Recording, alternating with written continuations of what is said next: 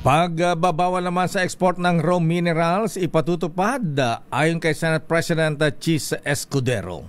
Ano mga raw materials ito, Raymond? Aris number 28. Raymond at Paas, please come in. Raymond. Mayor, dapat lang na ipagbawal muna yung export ng mga raw minerals. Ito ay kapag maging batas ang Senate Bill 2826 o ang Enhanced Fiscal Regime for Large-Scale Metallic Mining Act. Ang mungkahi ay galing kay Senate President Francis C. Escudero bilang amendment sa nasabing panukalang batas. Epektibo ito pagkatapos ng 5 taon na maging batas ay yung panukala.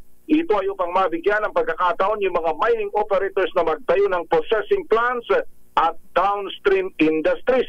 Paliwanag ni Escudero, walang pinag-iba ito sa ginawa ng bansang Indonesia na ipinagbawal yung export ng nickel ore at bauxite noong 2022. Kaya lumaki yung kanilang kita mula sa $1.1 billion noong 2014 ay naging $20.9 billion noong 2021. Dahil sa ngayon ay tumaas daw yung demand sa produksyon ng Pilipinas na nickel at copper dahil ginagamit ito sa paggawa ng mga electric vehicles, particular na yung mga baterya ng mga EV na sasakyan. Mula 2019 hanggang 2020 ay tumaas na yung mga bilang ng mga bansa, umabot na sa 53 yung nagbabawal ng mga critical minerals gaya ng Namibia na ayaw nang mag-export ng unprocessed na lithium at Zimbabwe naman sa chromium. Samantalang ang Pilipinas ay isa sa pangunahing producer ng nickel ore sa buong mundo. Dahil noong 2023, meron tayong production na 35.14 million metric tons. At saka Raymond, yung bang mga minimina ng nickel dito nagbabayad ba ng tamang buwis? Kasi after yung mga mining, yung mga involved sa mining, ine-export yan, dinadala sa abroad yan. Paano na nakuha yung quantity niyan kung sila nga ba ay nagbabayad ng tamang buwis, Raymond?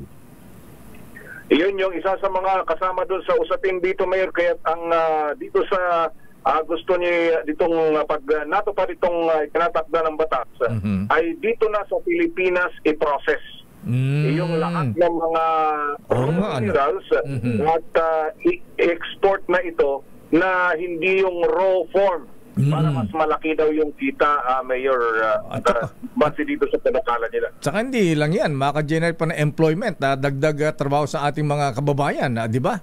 Kasi kung export mo yan ay raw materials, doon ipuproduce sa ibang bansa, tapos pagbalik dito sa Pilipinas, ang mahal-mahal na.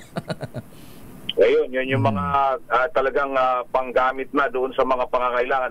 Yun ang punto nila, Mayor, na lalaki yung ekonomiya dahil tiyak na maraming mga trabaho na malilika kapag ganito yung mangyari at ang tawag nila ay magiging high value export. Yung produkto na manggagaling dito sa mga raw minerals, Mayor. Abay, sino may hawak na MGB ba yan? Magandang gabi ba yan? Mines and ano yan? Mines and Geoscience Bureau.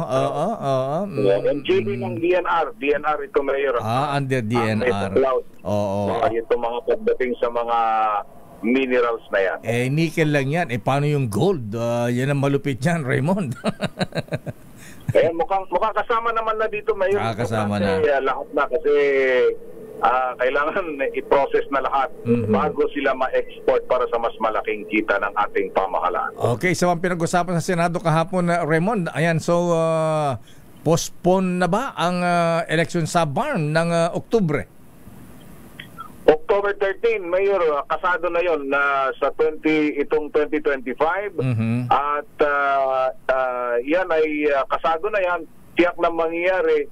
Ang pinag-uusapan lang yung kailangan kumilos din dito yung BTA, yung Bangsamoro Transition Authority, para desisyonan nila yung ibang mga responsibilidad na iniaatang sa kanila gaya ng re-apportionment ng 7 seats na nakaalat para sa Parliament sa Sulu dahil natanggal na yung Sulu sa BARM, kailangan i-re-apportion nila yon.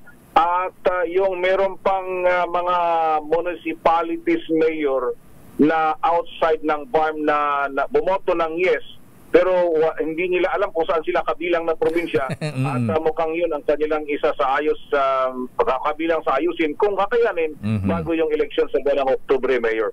Okay, maraming salamat, Raymond. Idagdag ko na rin, Mayor, na sa umagang ito yung huling Commission on Appointment Confirmation Hearing. Bago sila magbakasyon, ang isasalang ngayon ay yung Director General ng Philippine Space Agency na si Director General Joel Joseph Sacro Marciano Jr. Alas 9 yan ng umaga, Mayor. Alas 10 naman, sasalang yung 16 na mga ambassador at mga foreign service officers. Nakita ko dito sa listahan, Mayor, yung lagi niyong na-interview si Yusek Eduardo de la Vega. Magiging ambassador siya sa France at Monaco. Wow, si Yusek de la Vega. Then, alas 11, 36 na matataas na opisyal ng AFP ang sasalang din sa confirmation. Ito sa pangunaman ni Lieutenant General Antonio Navarrete ng Philippine Army, 7 Major Generals, 16 na Brigadier General, kasama yung 3 Reserve, 3 Commodore at 9 na Coronel. Ito si RH28 Raymond Advance para sa Raymond, sa Pilipinas. Ano binanggit? National Space Agency? Ano ka mo yun? May agency bang ganon? Philippine Space Agency. Mayroon. Bago ito, Mayor. Philippine Space Agency? Ha? Ano, magpapadala tayo ng astronaut sa buwan? Ito. Kakayanin ba natin mukhang kakaiba yata yan? Mukhang impossible dream naman yata yan. Sa bagay, sabi ni Senator Villar, hindi bawal ang mangarap. Pero ngayon ko lang narinig yan, ha? National Space, National Space Agency. Space Agency. PSA din ang kanyang acro. Parang NASA sa Amerika. Kala ko nung una kala ko nung Philippine Statistics Authority. Pagtingin ko Philippine Space Agency pala. PSA. Bago yan. Ay nag-usap kung sasalang ba ito kasi parang rank daw ng secretary kaya kailangan sumalang sa confirmation ng Commission on Appointment si Director General Joel Joseph Sacro Marciano Jr. Murang bigas nga sa gamot pahirapan pa tayo mag-ambisyon pa tayo na pang space. At least kanong budget niyan? At least may pangarap kung sakasakali. Mayor. Okay, sige. Baka Okay, maraming salamat, Raymond. Mula sa Senado, ito si RH28 Raymond Advance para sa DZRH una sa Pilipinas, una sa Pilipino.